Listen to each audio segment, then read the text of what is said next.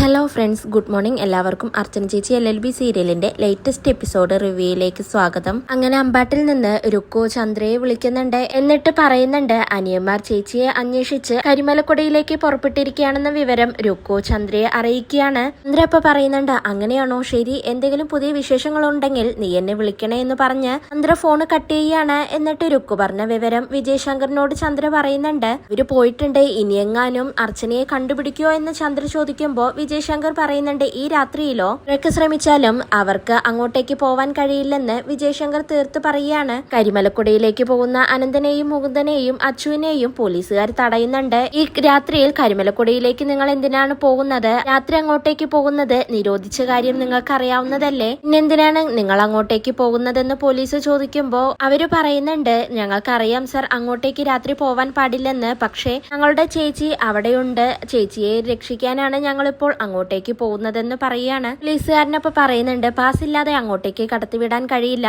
നിങ്ങൾ പോയി നിങ്ങളുടെ പോലീസ് സ്റ്റേഷനിൽ നിന്നും പാസ് വാങ്ങിയിട്ട് വരൂ എന്ന് പറയാണ്. പിന്നീട് അനന്തനും മുകുന്ദനും അച്ചുവും കൂടി എന്ത് ചെയ്യണമെന്ന് ആലോചിച്ച് അങ്ങനെ നിൽക്കുകയാണ്. എന്തായാലും ശരി, പോലീസ് സ്റ്റേഷനിലേക്ക് തന്നെ പോവാം, ഇത്രയും പെട്ടെന്ന് തന്നെ പാസ് വാങ്ങിയിട്ട് വരാമെന്ന് അവര് തീരുമാനിച്ച് നേരെ പോലീസ് സ്റ്റേഷനിലേക്ക് പോവുകയാണ്. അതിനുശേഷം അർച്ചന ഉറങ്ങിക്കൊണ്ടിരിക്കുകയാണ്. അപ്പോഴാണ് അങ്ങോട്ടേക്ക് ആ രക്ഷകൻ വരുന്നത്. രക്ഷകൻ അർച്ചനയെ നോക്കി, അതിമനോഹരമാണല്ലോ ഇവൾ, കാണാൻ നല്ല സുന്ദരിയുമാണല്ലോ എന്നൊക്കെ പറഞ്ഞ് അർച്ചനയുടെ മുഖത്ത് തൊടാനായി പോവുകയാണ്. അപ്പോഴേക്കും അർച്ചന ഞെട്ടി ഉണരുന്നുണ്ട്. പോവാനായി നിൽക്കുന്ന അർച്ചനയെ ആ രക്ഷകൻ പിടിക്കുകയാണ്. അർച്ചന അപ്പോൾ അയാളുടെ കൈ തട്ടി മാറ്റുന്നുണ്ട്. നിങ്ങൾ ഇത്രയും നീചനാണോ? വിശ്വസിക്കാമെന്ന് പറഞ്ഞിട്ടല്ലേ ഞാൻ ഇവിടെ കിടന്നത്? എന്നെ വിടെന്ന് പറഞ്ഞ് അലറിക്കരഞ്ഞ് അർച്ചന അയാളുടെ കൈ തട്ടി മാറ്റിയാണ്. എന്നിട്ട് അവിടെയുള്ള ഒരു മദ്യക്കുപ്പി കയ്യിലെടുക്കുകയാണ്. അതെടുത്ത് കയ്യിൽ പിടിച്ചുകൊണ്ട് ഇനി എന്റെ അടുത്തേക്ക് വന്നു പോകരുതെന്ന് പറഞ്ഞ അർച്ചന സ്വയം രക്ഷയ്ക്ക് വേണ്ടി ആ മദ്യക്കുപ്പിയെടുത്ത് രക്ഷകന്റെ തലയിലേക്ക് അടിക്കുകയാണ്. അടികൊണ്ട വേദനയിൽ രക്ഷകന്റെ തലയിൽ ഒരു മുറിയാവുന്നുണ്ട്. അപ്പോഴേക്കും അയാൾ അങ്ങനെ ബോധം കെട്ട് വീഴുകയാണ്. ഇതെല്ലാം അർച്ചന കണ്ട ഒരു സ്വപ്നമായിരുന്നു. ആ സ്വപ്നം കണ്ട് അർച്ചന ഞെട്ടിയുണരുന്നുണ്ട്. പിന്നീട് അയാൾ എവിടെ പോയി എന്ന് നോക്കാനായി അർച്ചന ആ ടെന്റിനുള്ളിൽ നിന്നും പുറത്തേക്ക് വരുന്നുണ്ട്. രക്ഷകനാണെങ്കിൽ പുറത്ത് തീയെല്ലാം കൂട്ടി കത്തിച്ചുകൊണ്ട് അടുത്തൊരു പായുമിട്ട് അവിടെ നല്ല ഉറക്കത്തിലാണ്. അയാൾ ഉറങ്ങിയെന്നാ തോന്നുന്നതെന്ന് പറഞ്ഞ് അർച്ചന വീണ്ടും അകത്തേക്ക് തന്നെ പോവുകയാണ്. എന്നാൽ രക്ഷകൻ അർച്ചന പറയുന്നതെല്ലാം കേട്ട് കണ്ണു തുറന്ന് അങ്ങനെ കിടക്കുന്നുണ്ട്. പിന്നീട് അർച്ചന അവിടെ പോയിരുന്ന് ഇവിടെ കിടന്ന് എങ്ങനെ സമാധാനത്തോടെ കിടന്നുറങ്ങുമെന്ന് പേടിച്ചുകൊണ്ട് അങ്ങനെ ഇരിക്കുകയാണ്. അപ്പോഴാണ് അവിടെ ഒരു ടേബിൾ കുറെ ബുക്സ് കാണുന്നത്. അർച്ചന എന്നിട്ട് പറയുന്നുണ്ട്,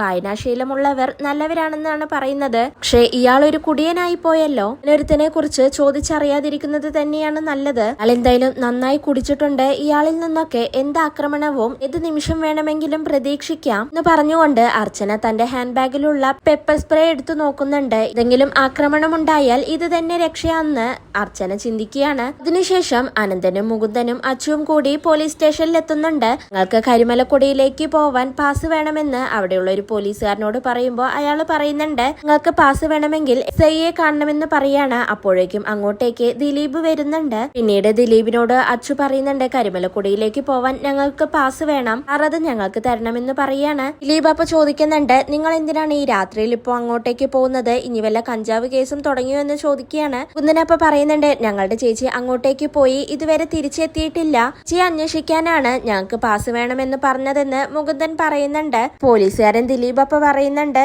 ഓ അപ്പൊ മിസ്സിംഗ് കേസാണല്ലേ, അത് അന്വേഷിക്കാനാണ് ഞങ്ങളൊക്കെ ഇവിടെ ഇരിക്കുന്നത്, അല്ലാതെ നിങ്ങൾ പോകണമെന്നില്ല, ഞങ്ങൾ അന്വേഷിച്ച് കണ്ടുപിടിച്ചോളാം, പാസ് തരാൻ പറ്റില്ലെന്ന് ദിലീപ് പറയുമ്പോ അച്ചുവിനും മുകുന്ദനെല്ലാം ആകെ ദേഷ്യം വരുന്നുണ്ട്. നന്ദൻ വീണ്ടും വളരെ സൗമ്യമായി സംസാരിച്ചുകൊണ്ട് പാസ് ചോദിക്കുകയാണ്. എന്നാൽ ദിലീപ് പറയുന്നുണ്ട്, നിങ്ങളൊരു കംപ്ലൈന്റ് എഴുതിത്താ, ഞങ്ങൾ ആദ്യം അന്വേഷിക്കട്ടെ, അല്ല നിങ്ങളുടെ ചേച്ചി ഭർത്താവില്ലാത്ത ഒരു സ്ത്രീയല്ലേ, പ്രായപൂർത്തിയായ ഒരു മകളുമുണ്ട്, ചേച്ചിക്ക് ബോയ് ഫ്രണ്ട് ആയിട്ട് ആരെങ്കിലും ഉണ്ടോ? നാട്ടിലൊക്കെ ഇതിപ്പോ സർവ്വസാധാരണമാണല്ലോ, സോഷ്യൽ മീഡിയയിലൊക്കെ കാണാറില്ലേ, കരിമലക്കുടയിലേക്ക് പോയ ചേച്ചിയെ കാണാനില്ലെന്ന് നിങ്ങൾ പറയുന്നു, അതേസമയം നാട്ടിലെ ഏതെങ്കിലും ആണുങ്ങളെ കാണാതായിട്ടുണ്ടോ? പക്ഷേ നിങ്ങളുടെ ചേച്ചി ഒളിച്ചോടിയതാണെങ്കിലോ എന്ന് ദിലീപ് ചോദിക്കുമ്പോ മുകുന്ദന് ദേഷ്യം വരികയാണ്.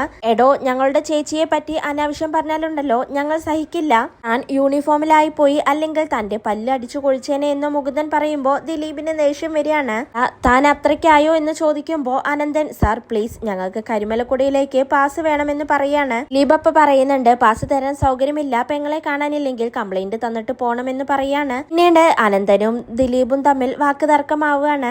അനന്തൻ പറയുന്നുണ്ട്, സാർ ഞങ്ങൾക്ക് പാസ് വേണ്ട, ഞങ്ങൾ പോകുന്നില്ലെന്ന് പറയുമ്പോ ദിലീപ് വേണ്ടെങ്കിൽ ശരിയെന്ന് പറഞ്ഞുകൊണ്ട് അവിടെ നിന്നും പോവുകയാണ്. പിന്നീട് അവര് മൂന്നുപേരും സംസാരിക്കും സംസാരിക്കുന്നുണ്ട്. ഇനി എന്ത് ചെയ്യുമെന്ന് അവര് ചോദിക്കുകയാണ്. അനന്തൻ അപ്പൊ പറയുന്നുണ്ട്, എന്തായാലും അയാൾ നമുക്ക് പാസ് തരാൻ പോകുന്നില്ല, ഇനിയിപ്പോ ഇവിടെ നിന്നിട്ട് കാര്യമൊന്നുമില്ല, നമുക്ക് വീട്ടിലേക്ക് തന്നെ തിരിച്ചു പോവാമെന്ന് പറയാണ്. അമ്പാട്ടിലാണെങ്കിൽ രുക്കും മഞ്ജുവും രമ്യയും കൂടി മുറ്റത്ത് തന്നെ അവരെ കാത്തുകൊണ്ട് അങ്ങനെ നിൽക്കുകയാണ്. അപ്പോഴാണ് അങ്ങോട്ടേക്ക് അവര് 3 പേരും കൂടി അർച്ചനയെ തിരഞ്ഞു കണ്ടുപിടിക്കാതെ സങ്കടത്തോടെ അങ്ങോട്ടേക്ക് വരുന്നത്. രമ്യ അപ്പൊ തന്നെ മുകുന്ദനോട് ചോദിക്കുന്നുണ്ട്, മുകുന്ദേട്ട എന്തായി, ചേച്ചിയെ പറ്റി വല്ല വിവരം കിട്ടിയോ എന്ന് ചോദിക്കുമ്പോ മുകുന്ദൻ പറയുന്നുണ്ട്, ഒരു വിവരം കിട്ടിയില്ലെന്ന്. ജോപ്പ ചോദിക്കുന്നുണ്ട്, നിങ്ങൾ കരിമലക്കൊടിയിലേക്ക് തന്നെയല്ലേ പോയത്, പിന്നെന്താ തിരിച്ചു വന്നതെന്ന് ചോദിക്കുമ്പോ അനന്തൻ പറയുന്നുണ്ട്, കരിമലക്കൊടിയിലേക്ക് രാത്രിയിൽ പോവണമെങ്കിൽ പോലീസിന്റെ പാസ് വേണം, അല്ലാതെ അങ്ങോട്ടേക്ക് ആരെയും കടത്തിവിടില്ലെന്ന് പറയാണ്.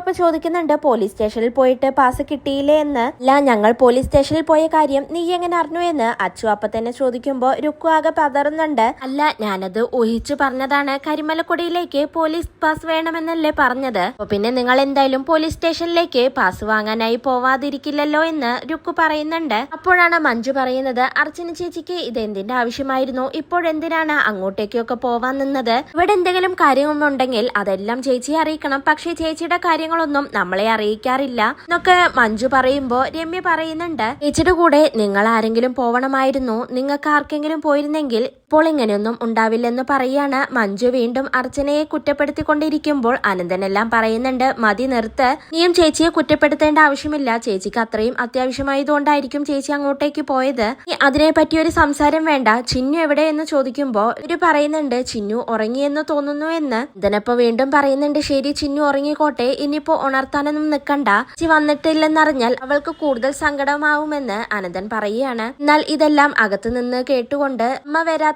സങ്കടത്തിൽ ചിന്നു കരഞ്ഞുകൊണ്ടിരിക്കുകയാണ്. അങ്ങനെ സങ്കടപ്പെട്ട് കരഞ്ഞുകൊണ്ട് ചിന്നു അകത്തേക്ക് ഓടി പോകുന്നുണ്ട്. പിന്നീട് വിജയ് ശങ്കർ വീണ്ടും ജോസിനെ വിളിച്ചു നോക്കുകയാണ്. ജോസ് അപ്പൊ ഫോൺ എടുക്കുന്നുണ്ട്. വിജയ് ശങ്കർ അപ്പൊ ചോദിക്കുന്നുണ്ട്, താനിത് എവിടെ പോയി കിടക്കുകയായിരുന്നു, എത്ര നേരമായി തന്നെയൊക്കെ ഞാൻ വിളിക്കുന്നു എന്ന് ചോദിക്കുമ്പോ ജോസ് പറയുന്നുണ്ട്, ഫോണിൽ റേഞ്ചിന്റെ പ്രശ്നമുണ്ടായിരുന്നു സാർ, ഇപ്പോഴാണ് ശരിയായതെന്ന് പറയാണ്. ശരി, അതൊക്കെ പോട്ടെ, നിങ്ങൾ അവളെ എന്തു ചെയ്തു എന്ന് വിജയ് ശങ്കർ ചോദിക്കുമ്പോ ജോസ് പറയുന്നുണ്ട്, അവളെ ഞങ്ങൾക്ക് ഒന്നും ചെയ്യാൻ കഴിഞ്ഞില്ല സാർ, അവൾ ഞങ്ങളുടെ കയ്യിൽ നിന്നും വഴുതി പോയി എന്ന് പറയുമ്പോ വിജയ് ശങ്കർ പറയുന്നുണ്ട്, അവൾ രക്ഷപ്പെട്ടോ, നിങ്ങളെയൊക്കെ ഒരു ജോലി ഏൽപ്പിച്ച് ഇനി ഇതിലും വലിയൊരു അവസരം കിട്ടാനുണ്ടോ, ഇപ്പൊ എല്ലാം നശിപ്പിച്ചു കളഞ്ഞില്ലേ, എന്നിട്ട് അവൾ എങ്ങോട്ടേക്ക് പോയി എന്ന് ചോദിക്കുമ്പോ ജോസ് പറയുന്നുണ്ട്, അതറിയില്ല സാർ, അവൾ മിസ്സായ സ്ഥലത്ത് ഞങ്ങൾ അന്വേഷിക്കുന്നുണ്ട്, പക്ഷെ അവളെ കണ്ടെത്താൻ കഴിഞ്ഞിട്ടില്ല, ഇങ്ങോട്ട് പോയി എന്ന് ഒരു പിടിയും കിട്ടുന്നില്ലെന്ന് പറയുമ്പോ വിജയ് ശങ്കർ ചോദിക്കുന്നുണ്ട്, അവൾ ഇനി ഏതെങ്കിലും കൊക്കയിലേക്ക് മറിഞ്ഞോ എന്ന്. ജോസ് അപ്പൊ പറയുന്നുണ്ട്, എനിക്കും അങ്ങനെ ഒരു സംശയമുണ്ട് സാർ, ഇതിനാണ് സാധ്യത എന്ന് പറയുമ്പോൾ വിജയ് ശങ്കർ ഫോണ് കട്ട് ചെയ്യുന്നുണ്ട്. പിന്നീട് വിജയ് ശങ്കർ മനസ്സിൽ ചിന്തിക്കുന്നുണ്ട്,